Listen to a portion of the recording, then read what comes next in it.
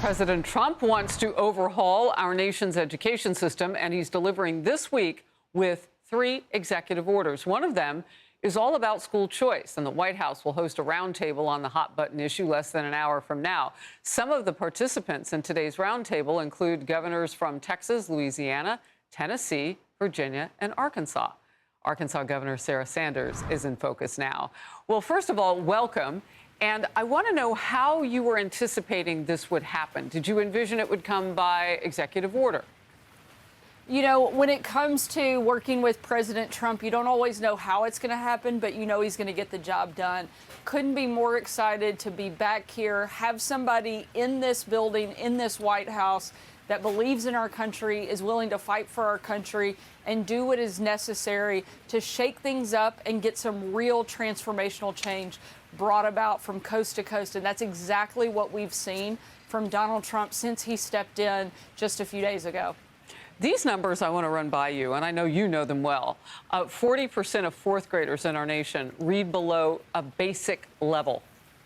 33% of eighth graders reading below a basic level. So with all of those years in between them, they're not learning much more. I mean, we're not succeeding with our children.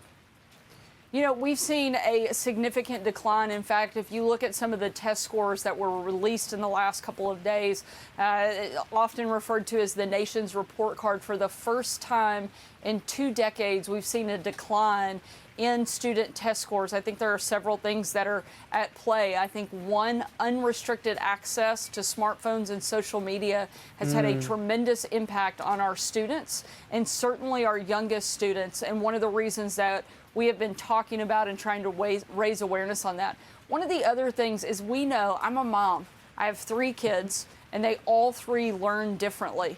I know that they each need different things in order to be successful. So trying to shove some one-size-fits-all model down everybody's throat is never going to work. That's why you're seeing so many states around the country start to open up parental choice, universal school choice. We saw it get passed in Tennessee yesterday. It's something we did in the first few months of my administration. When Donald Trump took office, there wasn't a single state in the country that had school choice. Now there are more than a dozen and growing by the day, because he's empowering states and empowering parents to take control of their kids' education again. All right, we have on our screen right now, and we can come back to this. I want to go back to what the governor was just mentioning, because we have a map.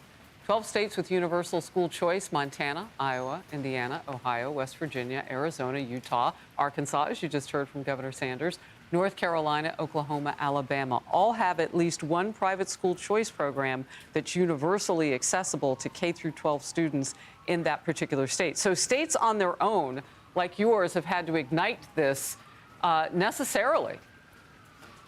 Unfortunately, it has been left to the states, but that's not the case anymore. We saw President Trump sign an executive order. He's convened people from all over the country here at the White House today.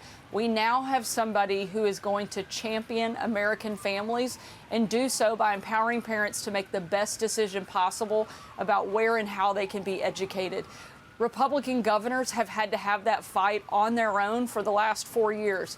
We no longer have to do that by ourselves. We have somebody in the White House that not only is going to fight by us, but is going to lead the charge and help make sure we get the job done. And the best and most important beneficiaries are going to be students and kids across the country. Well, and you know, Governor, when you talk with people in large urban areas like New York City, or even my county in New Jersey, which is huge, when you talk to parents who are financially struggling, they'll say everybody thinks that we don't want choice and that we'll just take whatever they give us.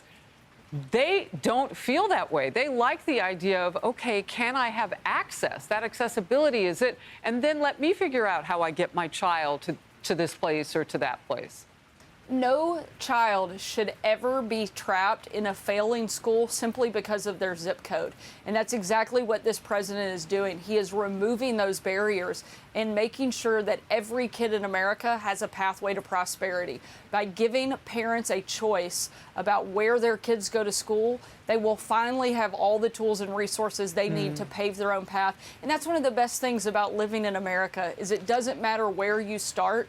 You get to decide where you will finish. We have a president now who understands that, is going to fight for it, and make sure everybody has the opportunity to experience it. That's what true equality is. I have one more set of numbers, and also I want to hear from someone.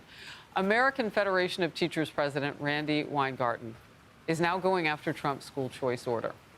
She says this plan is a direct attack on all that parents and families hold dear. It's a ham-fisted, recycled, and likely illegal scheme to diminish choice and deny classrooms resources to pay for tax cuts for billionaires. Again, that number of low proficiency in reading and math. What is she watching? The only people that are waging war on America's students are those coming from the left who are fighting to protect the status quo. They are fighting to protect a failed, broken system. Why in the world, when our numbers continue to go down, would we keep putting money into something that clearly isn't working? Yeah. Thankfully, this is a president who's not going to do that. We see that in every action that he has taken since stepping back into this White House, is he is going to shake things up. He's certainly not going to do business as usual, and that's a good thing for our country. It's what we needed. It's why he got elected, and it's why there's so much optimism in the country right now. Well, as moms, we know the power of telling our children all things are possible. And now you have to put some might behind that and show that the whole country values those kids. All right, good to see you, Governor, and I know you have that roundtable coming up. Thank you for stopping by The Focus.